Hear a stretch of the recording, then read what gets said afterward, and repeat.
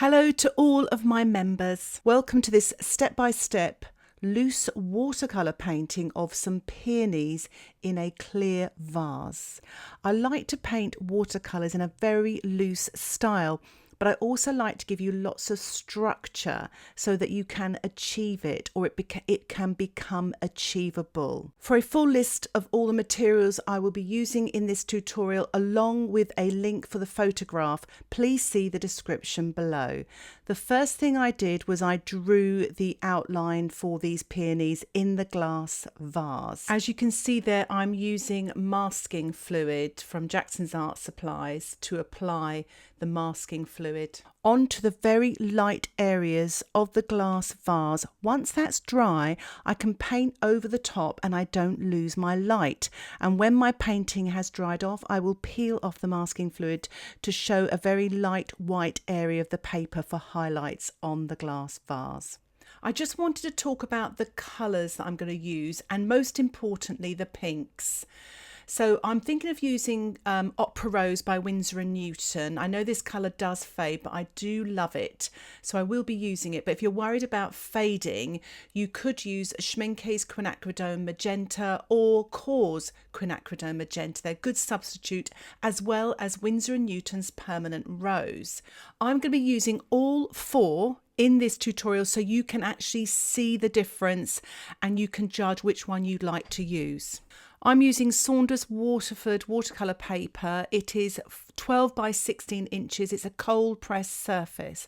I'm mixing up a very, very dilute Opera Rose using my size 10 brush. I'm just doing a little bit of a spatter there just to get myself a little bit loosened up, warmed up. And I find this a really good thing to do just to kind of get rid of all those inhibitions. And I'm just painting this very dilute Opera Rose wet on dry, just creating little marks here and there, but keeping the light and white of some of the areas of the paper and giving it another little spatter as well.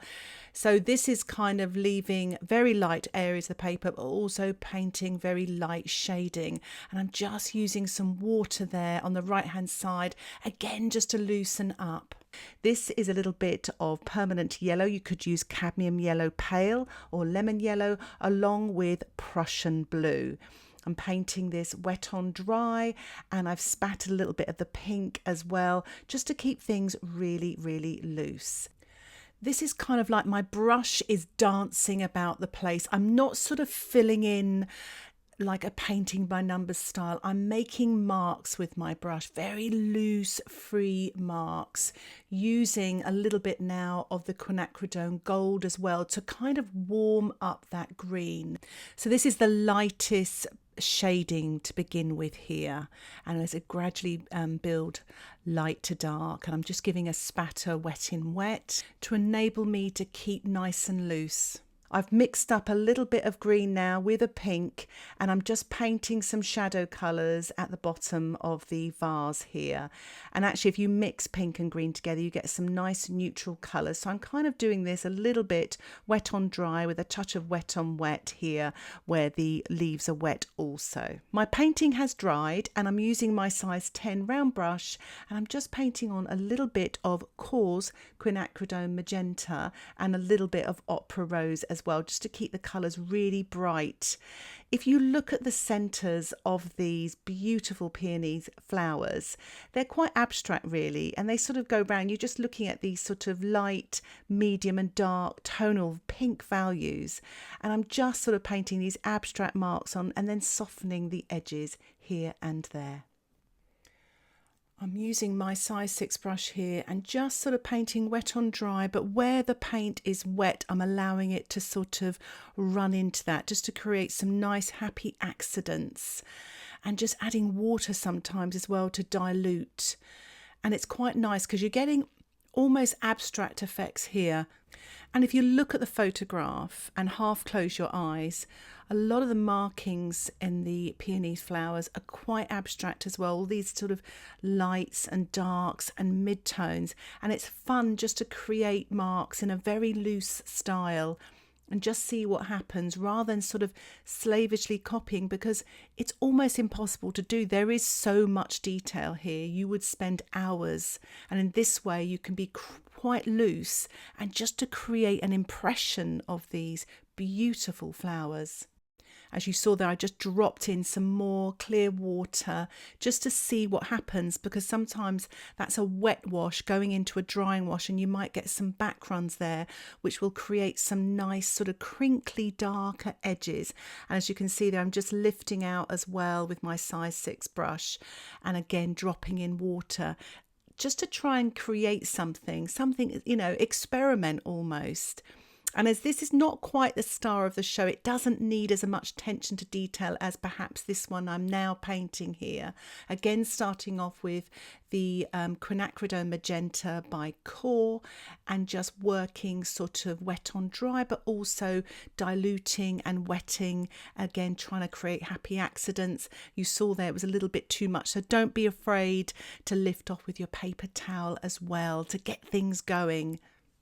I'm using a slightly darker colour here, and I really think it's important with peonies flowers in particular to work on the centres. The outsides sometimes are quite light and the centres are a little bit darker in tone, and that's what I'm doing here. And I'm just using that one pink, and you can make the pink slightly darker by adding a little bit of blue, but just be careful not to use too much blue because it can almost end up being violet, and you want to create a dark pink.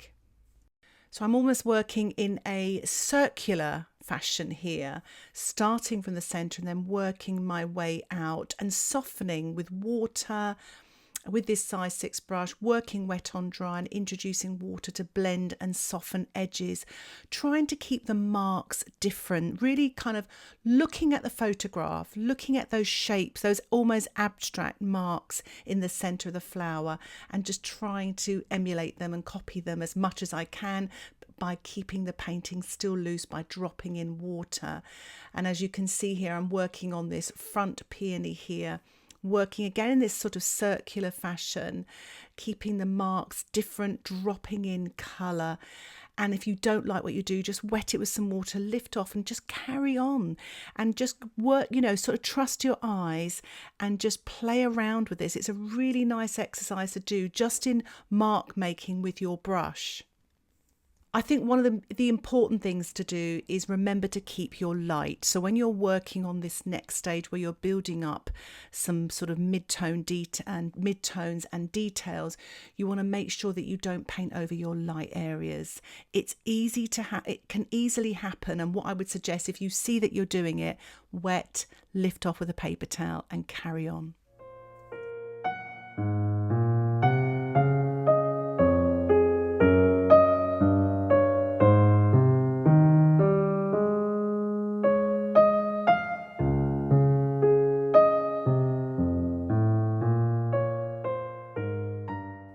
I've also swapped to my size 6 brush and I've added a little bit of that green to the pink, very watered down, to paint some shadow colours. And I'm just working on the left hand side, just where I can see them in the photograph. There's some very soft shadows, and it will give a little bit of balance to your flowers. Otherwise they're going to look very bright and very pink. And again, to keep myself loose, I'm giving a little spatter here and there on the edge of the peonies. And it's just and it's also a substitute for the background, which I'm going to leave white. I'm painting on the next sort of tonal value, some mid to dark greens here, using my size 6 brush, working wet on dry. I'm kind of painting the darks but also the negative shapes behind the positive shapes. So that's the background, or the sort of dark shades of the leaves here. It's almost an abstract pattern. I don't want to get sort of too detailed here. I want to keep it really, really loose. I'm using yellow and the Prussian blue, and to make it even darker, I'm adding a little bit of Quinacridone Gold. If you don't have Quinacridone Gold, you could use raw sienna or yellow ochre. So I'm just working my way down the stems in the glass vase here, and there is an element of distortion, especially in the water line as well. They almost sort of, the stems sort of jump over a little bit there, and that does create that illusion of water and glass. It's really important when you're painting something transparent like water or glass, to make sure that you leave lots of light. It's very tempting to paint lots of shading, but keep it to the minimum. Let the viewer's eye make up the rest of the detail with their imagination. So I'm just adding a little bit more quinacridone gold here. So lots of water and creamy paint. So what you get is some darks, but very light and light areas, but maybe some backgrounds and textures as well. And I'm just picking out these sort of lovely different sort of shapes. Rather than painting a leaf, I'm almost painting the negative shape behind the positive shapes, and just seeing things just as shapes, as mid-tones, light tones and dark tones, instead of leaves or stems or flowers even, or petals. And it's quite a nice way of painting. You almost become detached from the objects and you're just looking at shapes and colours, lights and darks, textures. And that's what painting's all about as well. And that's why very abstract paintings, they just go for that rather than that element of realism. We just use those sort of elements of painting, lights, darks, textures, even size, large and small, etc. But I'm just picking out a little bit of dark in here, drizzling in a bit of dark in there. Remember, don't be afraid of the darks. The darks are so important to make your light areas shine out.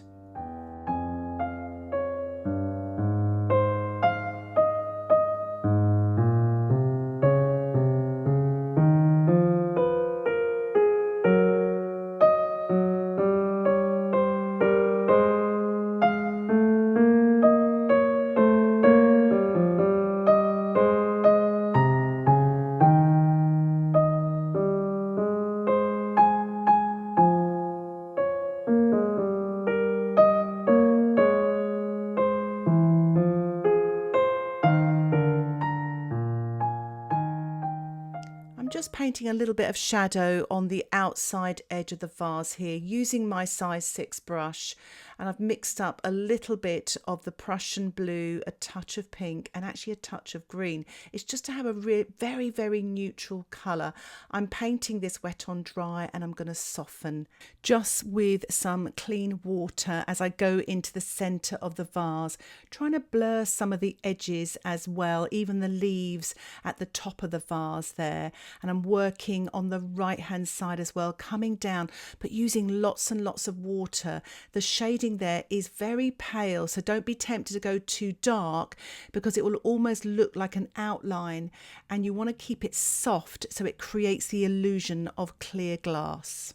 I've allowed my painting to dry. You must make sure it's dry before you remove your masking fluid. I'm using that with the framing tape, but you could use a paper towel or even your thumb or a putty rubber. And as you can see now, I've got some nice light colours for the sort of light reflections and highlights on the vase. I'm going back into the peonies now, just using some of the pink again, layering on top, mostly the Cause Quinacridone Magenta. Again, if you don't have that colour, you can use the Quinacridone Magenta by Schmincke. I've not used other brands, but I'm sure they'll be great substitutes. And the Alizarin Crimson is quite good for the darker tonal values, as well as the Permanent Rose as well, with maybe a tiny touch of blue. So I'm just sort of picking out the darks here and there, as you can see here, just that shaping, and then sort of softening as well. I'm working on this top peony here, just putting little marks on. I'm trying to really discipline myself not to paint too much. Remember, watercolour's all about less is more. You've got to let that light breathe through the painting as well.